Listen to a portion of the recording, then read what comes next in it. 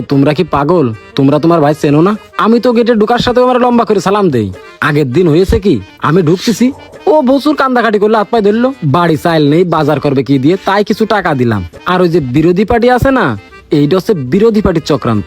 বিরোধী পার্টির কেউ এটা ফুটেজে রাখে, মনে করো যে আমার বিপরীত ভাবে ফেসবুকে পোস্ট করে দিয়েছে। এই নিয়ে অনেক রোস্ট হচ্ছে, বড় পর্যায়ে চলে গেছে।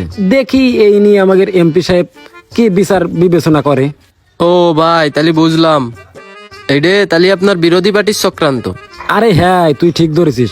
আর সব থেকে বড় কথা কি, এই গ্রামের লোকজন না আমারে চিনলো না আমি আসলে কিডা। আমি থাকি তো ওই শহর অঞ্চলে সব বড় বড় পর্যায়ে। গ্রামের লোক যদি আজকে আমার চিনতো, ভালোবাসতো, তাহলে আমাদের গ্রাম কি এরাম থাকতো? গ্রামের রাস্তাঘাট কি এরাম থাকতো? সব তো একদম উন্নয়ন করে দিতাম আমি।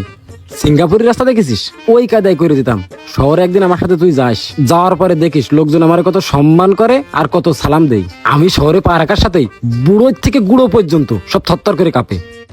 এই ভাই, আগের দিন ওই শহরে গেছিলাম, একটা দোকানদার দেখি আমরা জিজ্ঞাসা করতেছে যে তোমাকে দেখি স্বামী নামের একটা ছেলে আছে না? আমি বললাম হ্যাঁ ভাই হয় আর কি। তা বলতেছে হ্যাঁ, ওর কাছে কিছু টাকা পয়সার লেনদেন ছিল, ওরা যদি পাও তাহলে আমার কথা বলে নে। আসলে শহরের লোকজন মেলা চেনে। ও, ভালো কথা মনে করতেছো তুমি।